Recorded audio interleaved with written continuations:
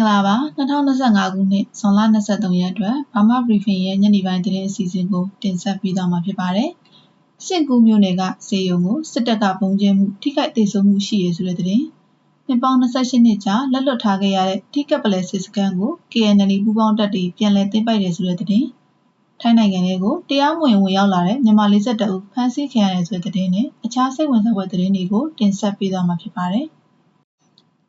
မန္တလေးတိုင်းစင်ကူမြို့နယ်ရကန်းစင်တောင်ပေါ်မှာရှိတဲ့မြစ်တာနန္ဒအစေယုံကိုဇွန်22ရက်ညပိုင်းမှာစစ်တပ်ကလေရင်နဲ့ပုံကျဲခဲ့တဲ့အတွက်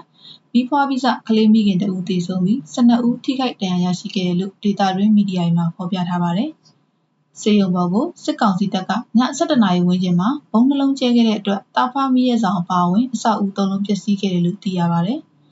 ဒဏ်ရာရရှိသူ12ဦးထဲမှာအသက်35နှစ်အရွယ်မျိုးသမီးတဦးတော့အသက်အန္တရာယ်ဆိုရင်ရပြီးအရေးပေါ်ဆေးကုသမှုခံယူနေလို့သိရပါတယ်။ပုံကျဲခံခဲ့ရတဲ့မြစ်တာနန္ဒဆေးရုံဟာပါကျုပ်ဆရာတော်ကြီးဒေါက်တာနန္ဒမာလာဘိဝင်တဦးဆောင်တည်ဆောက်လှူဒါန်းထားတဲ့ဆေးရုံဖြစ်တယ်လို့သိရပါတယ်။ကရင်ပြည်နယ်မြဝတီမြို့နယ်ထိုင်းမြန်မာနယ်စပ်ကစစ်ကောင်စီတပ်တွေကျူးကျော်ဝင်ရောက်တပ်ဆွဲထားတဲ့ထိကပ်ပလဲတပ်စခန်းကိုကရင်မျိုးသားလွတ်မြောက်ရေးတပ်မတော် KNL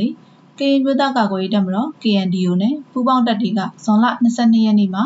ပြန်လည်သိမ်းပိုက်နိုင်ပြီလို့ KNU ကသတင်းထုတ်ပြန်ပါတယ်။မာနယ်ဘလော့ဌာနချုပ်ကစုခွာခဲ့ပြီးနောက်ပိုင်း1995ခုနှစ်မေလမှစတင်ကထိကပ်ပလဲစခန်းကို KNU ဌာနချုပ်အသစ်ဖြစ်ပြောင်းရွှေ့တည်ထောင်ခဲ့ပေမဲ့နှစ်နှစ်မပြည့်မီ1998ခုနှစ်ဖေဖော်ဝါရီလမှာစစ်တပ်ကထပ်မံကျူးကျော်သိမ်းပိုက်သွားခဲ့တာဖြစ်ပါတယ်။ယခုအခါ28နှစ်ကြာပြီးနောက်ပိုင်းမှာတော့ထိကပ်ပလဲတပ်စခန်းကိုပြန်လည်သိမ်းပိုက်နိုင်ခဲ့ပြီလို့ KNU ရဲ့ထုတ်ပြန်ချက်မှာဆိုထားပါတယ်။တိုက်ပွဲအတွင်းစစ်ကောင်စီစစ်သားတွေထိုင်းဘက်ကိုထပ်ပြေးသွားတယ်လို့ KNU ကပြောပါတယ်။လက်ရှိမှာထိကပ်ပလဲတပ်စခန်းကိုသိမ်းပိုက်လိုက်တဲ့အတွက် KNU မျိုးသားစီယုံ KNU တပ်မဟာ6နယ်မြေ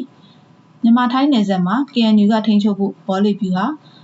ပုဂ္ဂရိထစခန်းနဲ့တီတဲလဲစစ်တပ်စခန်း3ခုသာကျန်တော့တယ်လို့သိရပါတယ်။ထိုင်းနိုင်ငံကိုတရားမဝင်ဝင်ရောက်လာတဲ့မြန်မာနိုင်ငံသား42ဦးကိုတင်ဆောင်လာတဲ့ထရက်ကားတစ်စီးကိုဒီနေ့ဇွန်လ23နနက်အစောပိုင်းမှာထိုင်းနိုင်ငံရဲတပ်ဖွဲ့ကဖမ်းဆီးခဲ့တယ်လို့သိရပါတယ်။မြန်မာရွှေပြောင်းဝင်ရောက်သူတွေကိုတည်ဆောင်လာတဲ့ကားကိုထိုင်းရဲကလိုက်လံဖမ်းဆီးရာရှောင်းတိန်မောင်းရင်ရှုံနဲ့နစ်ပြီးဖမ်းဆီးခံခဲ့ရတယ်လို့ထိုင်းသတင်းတွေမှာဖော်ပြနေပါတယ်။ထိုင်းနိုင်ငံလိုင်စင်တဲ့အီဆူဇူကားမျိုးစားဟာနေဇက်ကအလို့သမားတွေကိုနနက်3:40မိနစ်40ခန့်မှာထိုင်းနိုင်ငံကချနာဘူရီထောင်ဖာဖုံးခရိုင်အဝေးပြေးလမ်းကနေမှောင်ခိုတည်ဆောင်လာတာဖြစ်ပြီးထိုင်းလှည့်ကင်းရဲအဖွဲ့ကလိုက်လံဖမ်းဆီးခဲ့တယ်လို့သိရပါတယ်။ဖမ်းဆီးခံရသူတွေဟာမလေးရှားနိုင်ငံကိုတရားမဝင်လမ်းကြောင်းကသွားမဲ့သူတွေနဲ့ထိုင်းနိုင်ငံမှာအလုပ်လုပ်ဖို့ဝင်ရောက်လာတဲ့မြန်မာနိုင်ငံသားတွေဖြစ်တယ်လို့ဆိုပါတယ်။ဖမ်းဆီးခံရသူတွေထဲမှာအထောက်ထားမဲ့အမျိုးသား33ယောက်နဲ့အမျိုးသမီး10ယောက်ပါဝင်ပြီးထိုင်းစကားလည်းမပြောဘူးလို့ဆိုပါတယ်။ဖမ်းဆီးခံရသူတွေကိုစကပြဲတဆင့်ထိုင်းရဲတွေကမေးမြန်းရမှာရန်ကုန်မော်လမြိုင်ကချင်နဲ့ပဲခူးကလာသူတွေဖြစ်တယ်လို့သိရပါတယ်။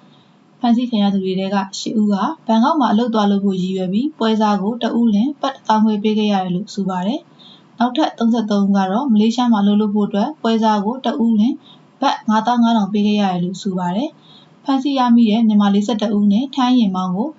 ထောင်ဖာဖုံရဲစခန်းကိုပို့ဆောင်ထားကဥပဒေအရအရေးယူပြီးမြန်မာနိုင်ငံပြန်ပို့မယ်လို့ထိုင်းသတင်းတွေမှာဖော်ပြထားပါတယ်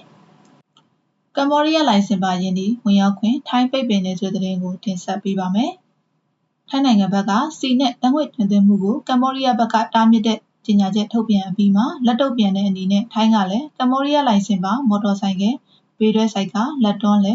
အမျိုးအစားအလုံးဝင်ရောက်ခွင့်တားမြစ်တယ်လို့ထုတ်ပြန်လိုက်ပါတယ်။တားမြစ်မိန့်ဟာယနေ့ဇွန်လ23ရက်နနက်9:00 နာရီကစတင်ပြီးလက်ဆက်ဝင်ပေါက်9ခုမှာအသက်ဝင်မှာဖြစ်တယ်လို့ဆိုပါတယ်။ကရော့ခရိုင်ရှိခရောင်းလော့စစ်စေးရေးဂိတ်မှာနှစ်ဖက်တင်းမာမှုတွေရှိနေပေမဲ့ထိုင်းဘက်ကိုဝင်ရောက်မဲ့ကမ္ဘောဒီးယားလူသမားတွေအနေနဲ့ယင်းဒီကိုကမ္ဘောဒီးယားဘက်ခြမ်းမှာထားခဲ့ကလမ်းလျှောက်ဝင်နိုင်တယ်လို့ဆိုပါတယ်။ဒီကနေ့ချက်တွေနဲ့ပတ်သက်ပြီးအချိန်ဘယ်လောက်ကြာမြင့်မယ်ဆိုတာမသိရသေးပါဘူး။ဘာမာ briefing ရဲ့ညနေပိုင်းသတင်းအစီအစဉ်ကိုတင်ဆက်ပေးခဲ့တာပဲဖြစ်ပါတယ်။ကြည့်ရှုနားဆင်ပေးခဲ့တဲ့အတွက်ကျေးဇူးအထူးတင်ရှိပါတယ်ရှင်။